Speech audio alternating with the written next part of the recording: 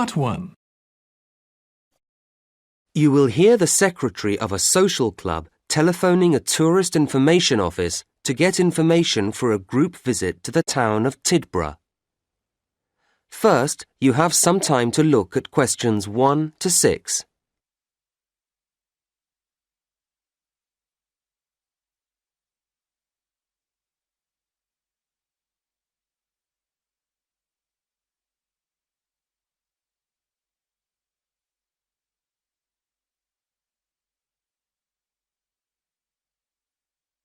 You should answer the questions as you listen, because you will not hear the recording a second time. Listen carefully to the first part of the conversation and answer questions 1 to 6. Hello, this is Tidborough Tourist Office, Derek speaking. How can I help you? Good afternoon. My name's Clara Swift. I'm the secretary of a social club and we're planning a visit to Tidborough. Oh, yes.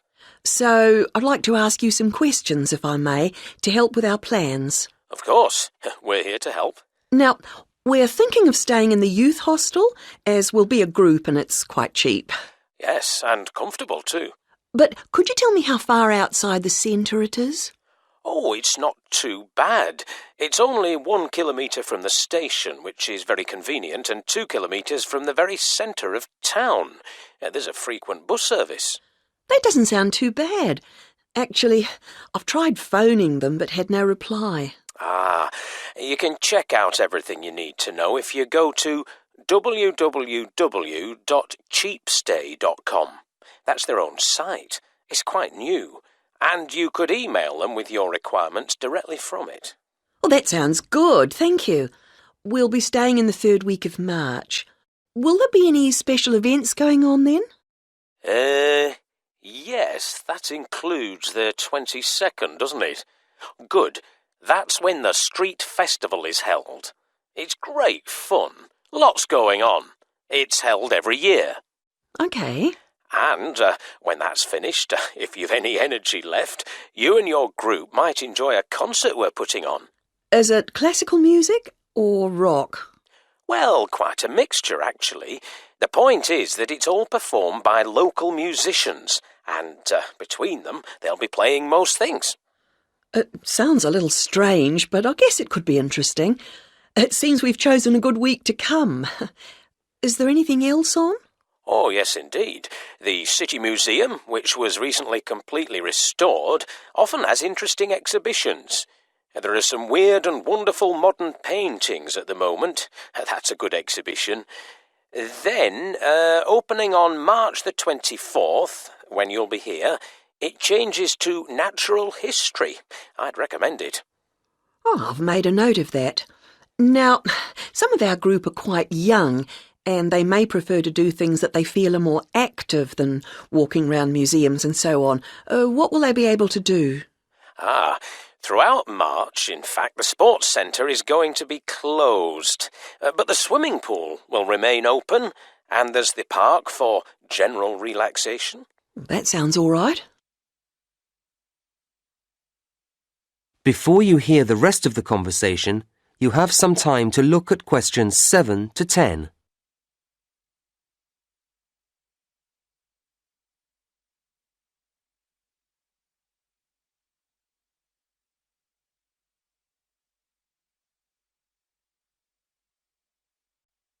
Now listen and answer questions 7 to 10.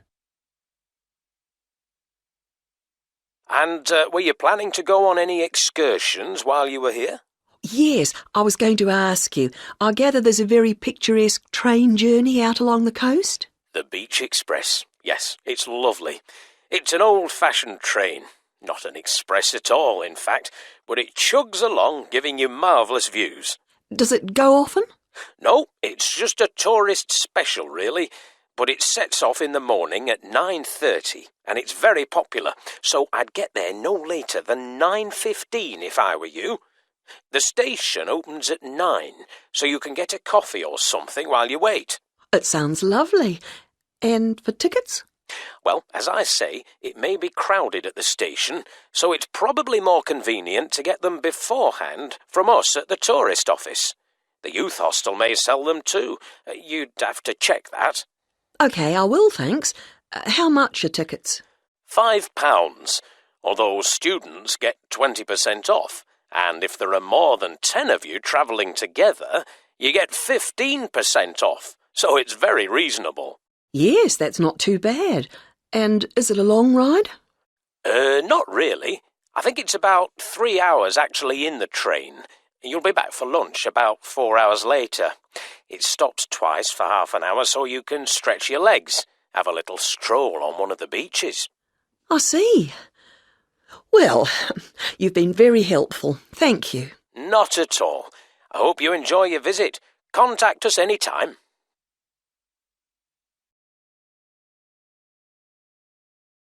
That is the end of part 1.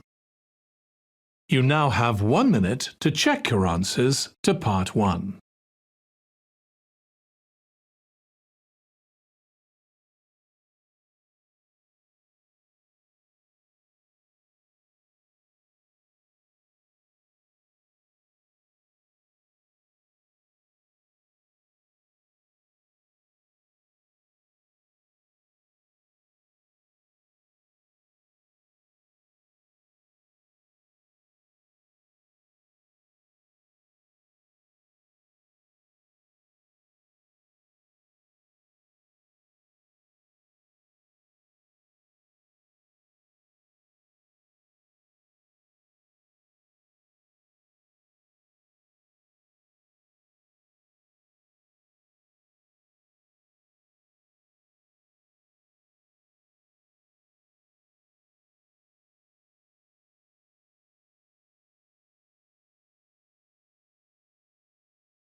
Part 2.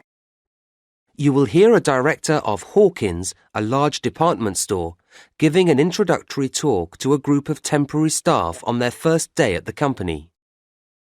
First, you have some time to look at questions 11 to 13.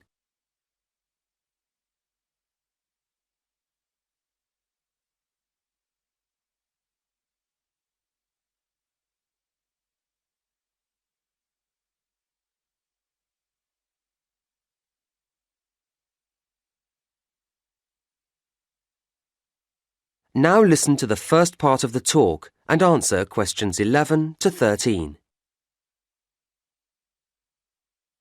Hello everybody and welcome to Hawkins. I very much hope you will enjoy working here and indeed that some of you may take the opportunity to join our permanent staff. Now, my purpose this morning is to give you a short overview of Hawkins and a few pointers about working here. Then I'll hand over to Celia, Head of Human Resources, to begin the training proper. Right, now we've seen quite a mixed history in sales recently at Hawkins. 5 years ago, we saw the beginning of a success period as sales climbed at an exciting rate, but then they went flat again for a few years, although we're delighted that they've recovered in the last year to rise again, so the future looks bright. As a company, we have to watch and be proactive about where these sales are coming from. All of you here will be allocated to different departments, but you may be interested to know where your area stands in relationship to others. Hawkins was traditionally basically a clothing retailer, and clothes remain an important part of our business, but over recent years we've seen that reduce as food and electrical have both grown, leaving us equally balanced on all fronts at the present time. This is a situation we'd be pleased to maintain, although the general increase in food spending is predicted to affect all major players in our sector. Well, that's us. What about you, as temporary staff? Where do you fit in? Any business that operates in a changing climate must rely heavily on contributions from a flexible proportion of its staff, and Hawkins is no exception. Last year, we recruited temporary staff into every department, and this year we've done that again, actually increasing the numbers, and we expect to take on an even higher proportion next year. so you'll be playing an important part in our success. Before you hear the next part of the talk, you have some time to look at questions 14 to 20.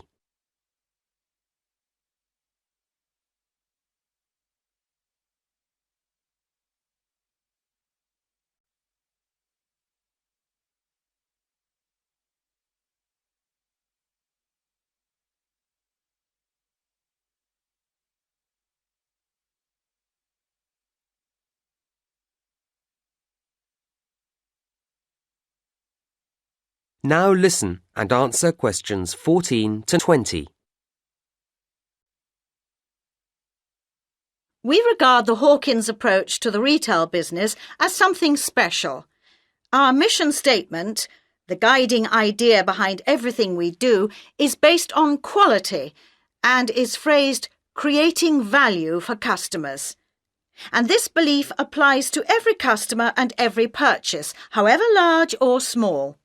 Happy customers means good business for us, and your main aim must always be to keep customers happy. If any kind of problem or complaint arises, don't try to resolve it yourselves or simply leave it to a colleague, but get the assistance of your line manager. It's his or her responsibility to sort it out. A properly resolved problem will mean we get a loyal customer for life, and that's why we need to make sure that everyone who shops here feels they have had a positive experience, not just a routine transaction. We like to remind customers that everything we sell in Hawkins is high quality. It's the basis of our advertisements. But keep customers informed. Let them know about special offer products. To keep yourself up to date about these and all the other aspects of the company, please look carefully through the newsletter that we publish each month. And something else you'll need to do regularly is to talk with your section supervisor, and you do this in your progress meetings, which will be every Thursday. OK?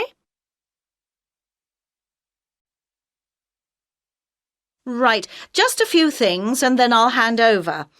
I think you were all asked for details of your certificates when you filled in your initial application form. Can you make sure that you provide the Human Resources Office with copies of them by the end of the week? There's a pile of information videos on the table at the back there, and I'd like you to take one each. And please make sure you watch it carefully when you get home this evening. It contains lots of important facts and advice. Will you also pick up your security pass by the end of the day from the office on the 4th floor, as you'll need it to get in tomorrow? Don't forget you'll need it to obtain your staff discount when you make any purchases. OK, that really is it from me, so now, Celia, if you'd like to take a...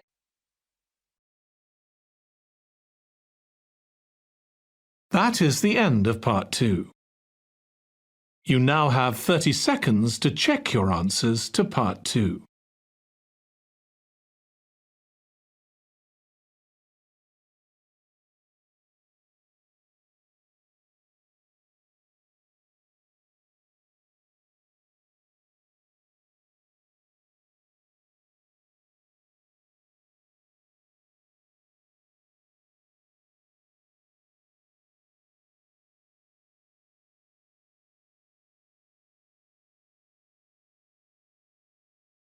Part 3.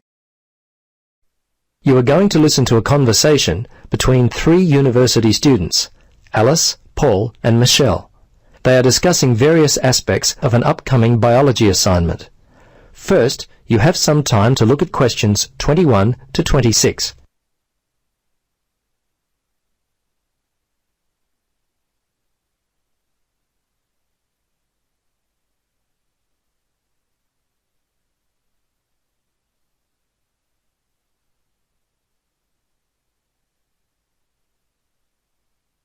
Now listen and answer questions 21 to 26. Hello, Paul. Hi, Alice. Hi, Michelle. Hi, Paul. Where are you going with all those books? Well, I'm preparing for my marine studies paper. Really? What are you doing your paper on? I haven't even started mine. Well, since I've always been interested in communication, I wanted to take a closer look at how aquatic animals communicate. Communicates? Really, Paul? You think that's interesting? Well, yes, Alice. Actually, it's been much more interesting than I had expected it would be. I'm finding the information fascinating. I bet you'd be surprised at some of the things I've learned. Yeah, like what? Well, much of the world is covered by water, but it wasn't really until the first third of the 20th century that people even began to explore the depths of the ocean. Prior to its exploration, scientists just thought of it as a completely silent world. Of course, today we know it is full of sounds. Such as? Well, all kinds of living things in the ocean, from prawns to whales, call back and forth to each other. How do we know that prawns talk to one another? Good question. The answer is we listen to them. How scientists do it is through a special device called a hydrophone. Now, what a hydrophone does is convert the sound energy into electrical energy. It's a very clever device. Kind of like a water telephone? Well, yes. Quite like that, except the communication is only one way. Sounds more like spying on animals to me. Well, I suppose it is to a certain degree. Scientists can hear all kinds of sounds. Grunting, crackling, buzzing. It turns out that the ocean is quite a noisy place. Many underwater sounds have been identified, but even more still await classification. Fish in a public aquarium are quite, well, talkative. So scientists have been able to record their sounds and match them with mystery calls heard from the open sea. So who's the noisiest in the underwater world? I'll bet it's the dolphin. You're right, the dolphin is noisy, but by far the most widespread and persistent noisemakers are the smaller animals living in the sea. Not fish, but an animal that lives on the sea floor and grows no more than about 5 centimetres. Here, have a look at this table I've started. Ah, I see. The snapping shrimp is the noisiest sea creature. This is interesting. It makes its sharp snapping sound with its enlarged claw, which also functions like a water pistol. Yes, I was reading millions of these animals just offshore have been known to frighten people walking along the beach in Japan. And this is interesting. It says here that seahorses in an aquarium made such a loud noise that people could hear them from across the room. These little creatures are amazing. Before you listen to the rest of the conversation, you have some time to look at questions 27 to 30.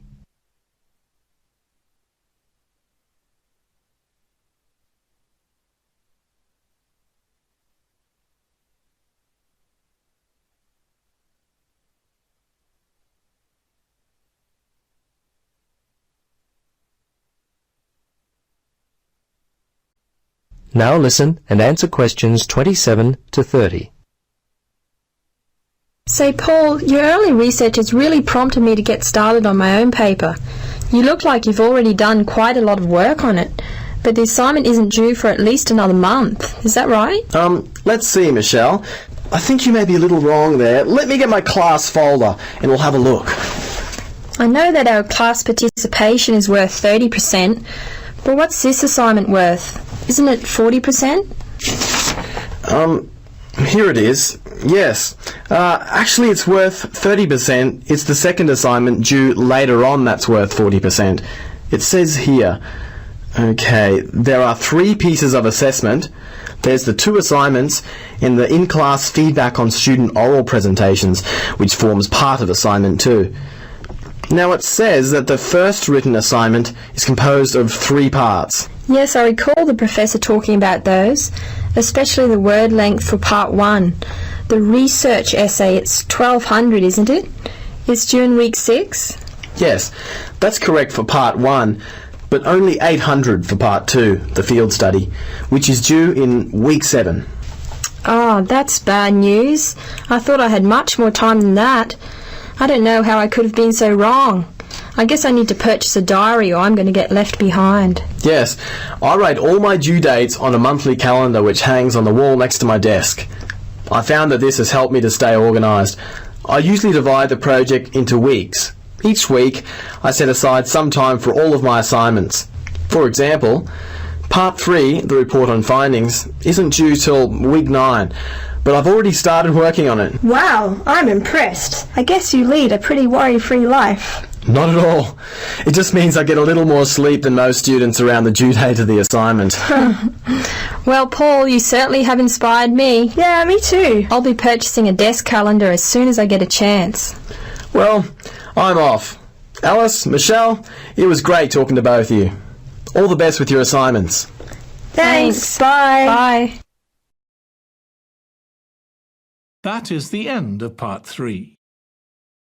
You now have 30 seconds to check your answers to Part 3.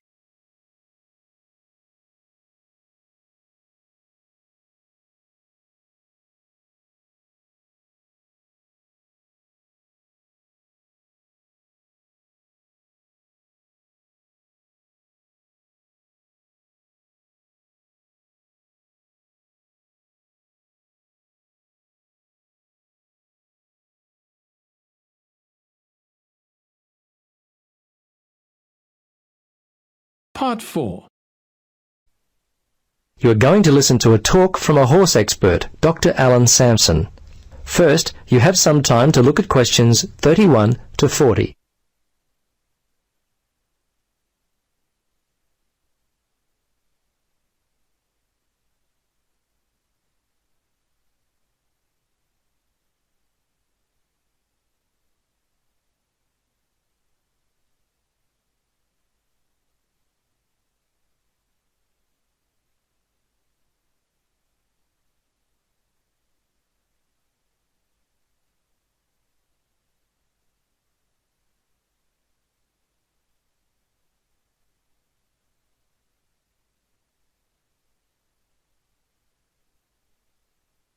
Now listen and answer questions 31 to 40. Hello everyone. It's my pleasure to talk to you today, and I hope that my experience will help you as you choose your course of study here at the university. There are a number of key areas that I want to highlight in my talk with you today. Firstly, I hope to show that there are real career opportunities in the equine or horse industry. Also, I want to point out the qualifications you'll need in order to find employment within the industry. A lot of people look at horse training and other equine activity as being a task that can be done by anyone. I hope to show you today that this is far from true by pointing out some of the typical tasks that those employed within the horse industry are expected to carry out on a regular basis. I think you'll see that our work is far from a simple activity and requires discipline and dedication. Our riding school for young riders and an in-depth look at the principles of dressage, the French word meaning training, I won't have time for today, but we'll discuss in later sessions. And although beyond the scope of my talk today, breeding is also an incredibly interesting area of study which I look forward to sharing with you at a later date. Perhaps I should begin my talk by giving you a broad brush overview of the equine industry and where it's headed. Today, the industry is a multi-million-pound concern. Many areas of the horse or thoroughbred industry, as it is often called, are expected to continue to expand as part of the national growth trend in leisure industries. The large investment of the Middle Eastern countries in the 1980s and the more recent investments from the Japanese has had a large influence in the development of the current strong market for both racing and breeding stock here in England. Currently, the thoroughbred industry is generating more than £900 million per year in exports alone. As you can imagine, opportunities exist in many branches of the thoroughbred industry. In fact, in a number of areas, the industry is really expanding. Here in England, around 50,000 people are employed in the primary equine industry and a further 20,000 in ancillary industries. Of course, as with all other industries, practical experience is essential to prove ability and commitment.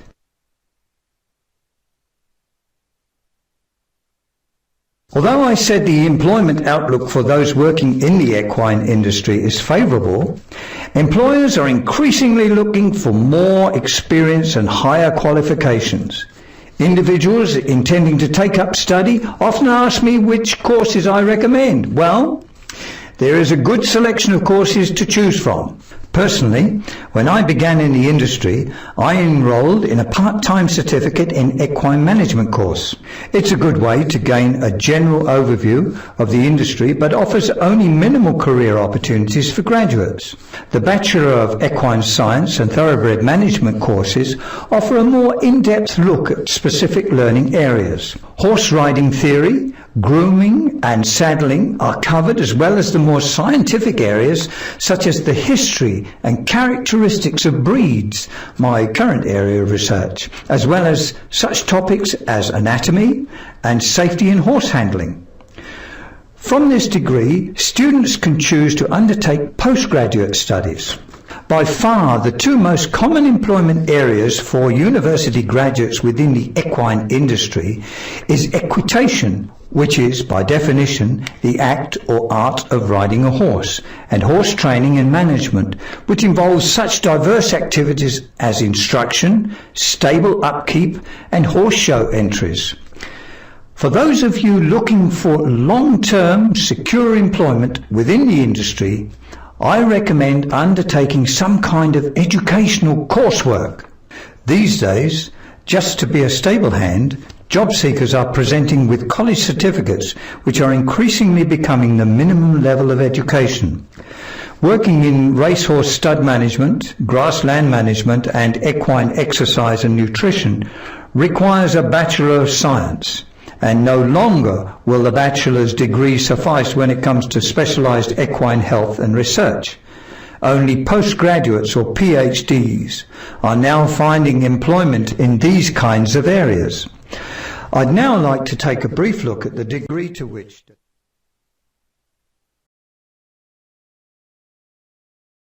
That is the end of Part 4. You now have 1 minute to check your answers to Part 4.